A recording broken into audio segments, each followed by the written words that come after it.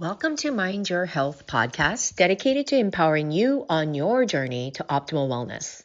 I'm your host, Dr. Connie, bringing over 25 years of experience in psychology, nutrition, physical therapy, functional medicine, and yoga.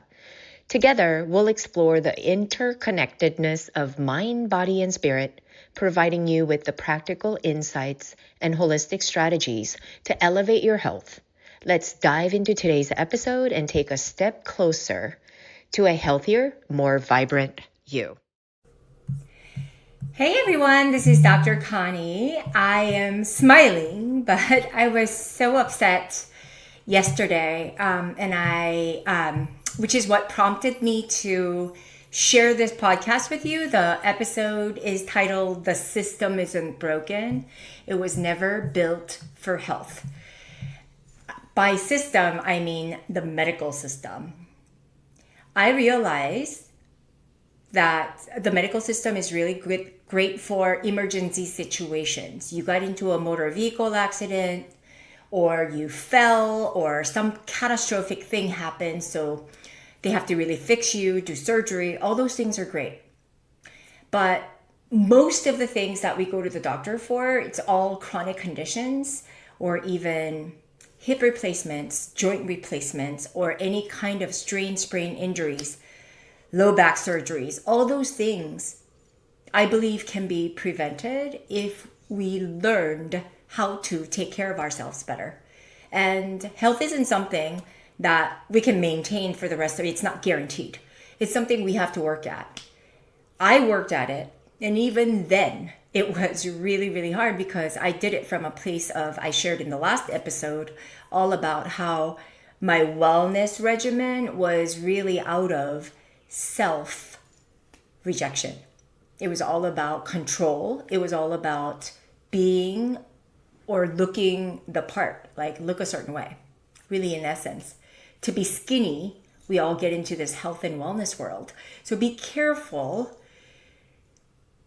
to clear all those things and recognize these patterns within you so that you can better manage your health and life.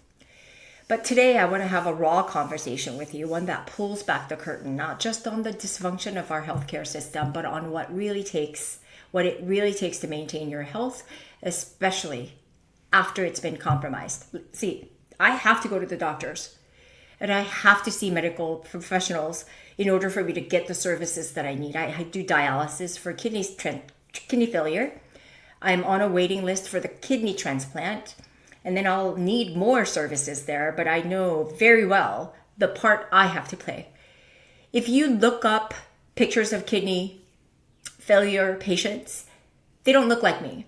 They don't act like me. And most of them really get weak, and it's really a very terrible situation where it starts to weigh on your body really heavily, on your heart, on your lungs, on your muscles. It's the whole body. It just really becomes really difficult to live every single day. And so I do have to rely on it, but I do everything I can to maintain my health regardless, because there's my part and there's a medical system part. This won't be a theoretical talk, it's a lived experience. Lately, I've been reflecting on just how much effort it takes for me every single day to stay well. I'm not talking about green juices and gym selfies. Those were the easy things. Those of you who aren't doing that, please go do those things. I'm talking about the kind of effort that no one sees. I wake up and check in with my body. How's my energy? How's my pain level? My digestion? Because I've learned the hard way that ignoring the whispers leads to screens, that if I don't adjust early, I'll pay later. And the time, money, and the frustration that it takes to live like this, it's just not worth it. Before I even begin my day, I've already mentally reviewed what I ate yesterday, how I slept, how much water I drank, whether I stretched, moved, breathed deeply, because for me, it's not optional anymore.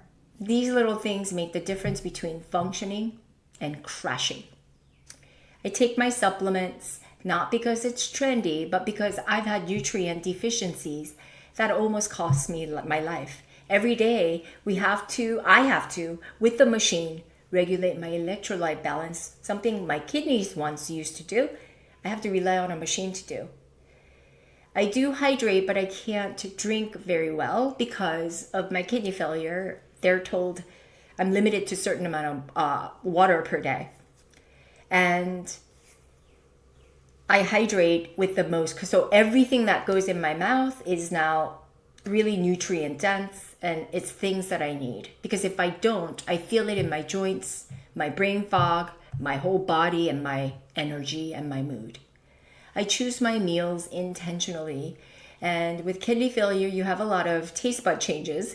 And so my cravings and my desired foods have shifted so drastically, I can't even keep up myself.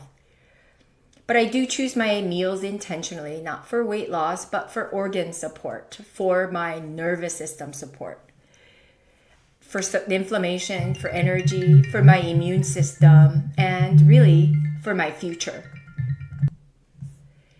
And then there's the movement piece, which is physical movement.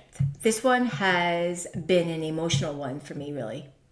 After my recent health scare, I lost some of my strength, or a lot of my strength. Movement used to be my therapy, my joy, and it was something I just did without any problems. But I had to start from scratch, and it's hard.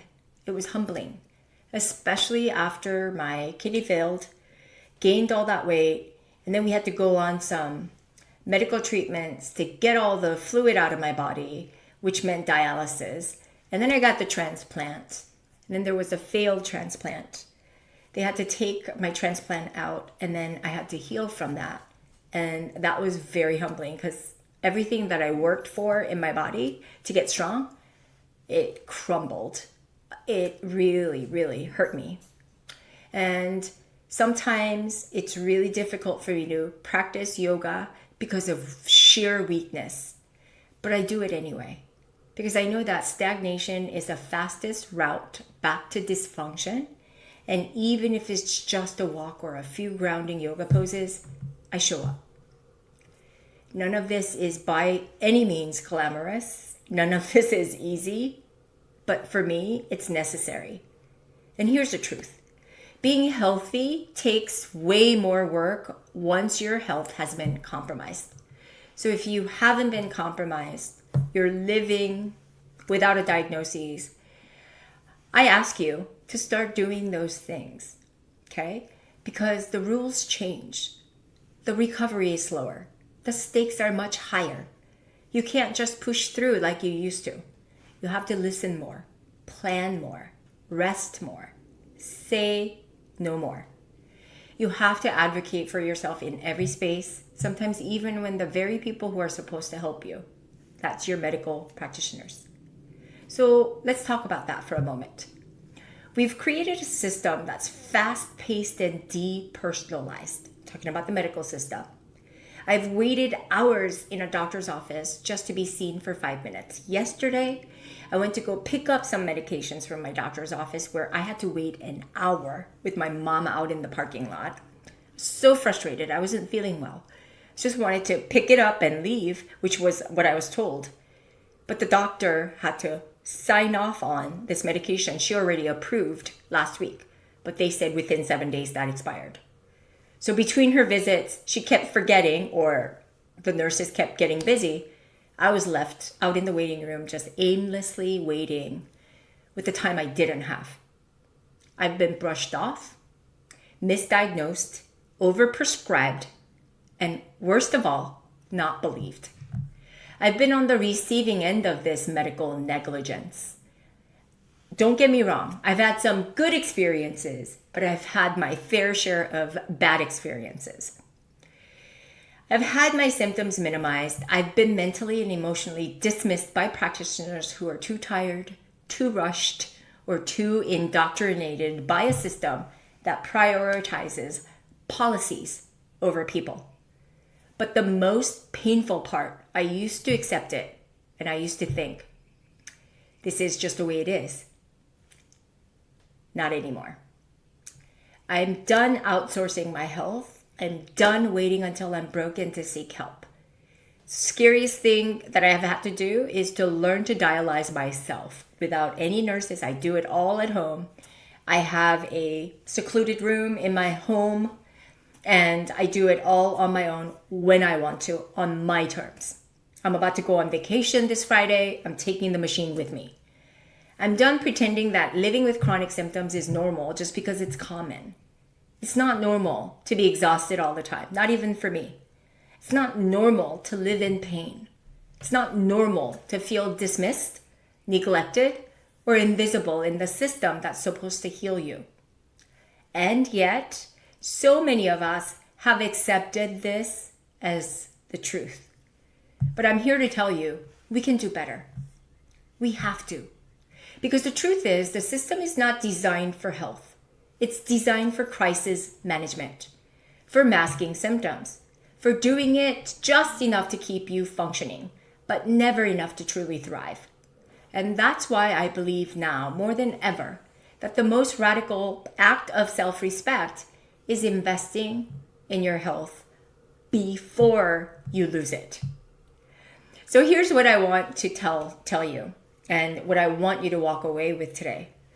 Don't wait until it's hard. Don't wait until fatigue is unbearable, until your labs come back flagged, until your body breaks down. Don't wait for the system to save you, because it won't. Not in the way you deserve. So start now. Take it from me, who's been in the system, being taken care of. It's not care, okay? Even if it's small, even if it's imperfect, start moving your body. Start feeding it what it needs to heal. Don't be so hung up on various types of diet. Sorry, it's my dogs. But just listen to your body, okay? Get plenty of fiber from vegetables and fruits. Eat organic whenever you can. Watch the saturated fats and eat lean ground meat or even chicken, salmon, or steak, as long as you make it yourself, or you choose the nicer cuts, healthier cuts like the organic, right? We cannot keep living substandard lives, dragging ourselves through the day, treating symptoms like they're normal. We've been conditioned to settle, to be silent, to believe that being kind of okay is the best we can hope for. It's not. I know better, and now you do too. We're not meant to merely survive. We're built to thrive. Let's rise above that, and let's demand more, not from a broken system, but from ourselves, from the part of us that knows we're capable of so much more. You are your best healer. Let me say that again. You are your best healer, and you know best, and you are worth the investment. Every single your choice that you make today is shaping the health you'll have tomorrow. So I want you to choose wisely, choose powerfully. I want you to choose you, and think of your future self. She'll thank you. I just want to say thank you for listening. And until next time, let's keep showing up for ourselves. Keep moving. Keep loving yourself enough to do what's hard now so you don't have to suffer later. This is what health looks like. And you deserve every bit of it. And let me tell you, you don't have to do this alone. Check out functionalyogamedicine.com and drconniechung.com for more insights and practical tips on how you can live drug and doctor free for life. Dependent life is a terrible life. Trust me. I have to live it every single day, and I still have to be proactive for myself. Let's do this together. Have the most amazing day, and follow, subscribe, and I'll see you all later. Thanks, guys. Bye. Thank you for joining me on this episode of Mind Your Health podcast. I hope you found our discussion insightful and inspiring. Remember, your journey to wellness is a continuous process, and every step you take brings you closer to optimal health. If you enjoyed today's episode, please subscribe. leave a review, and share it with others who might benefit. Stay also connected with us on @Dr. Connie Chung on YouTube as well as Instagram for more resources and updates. Until next time, take care of your mind, nurture your body, and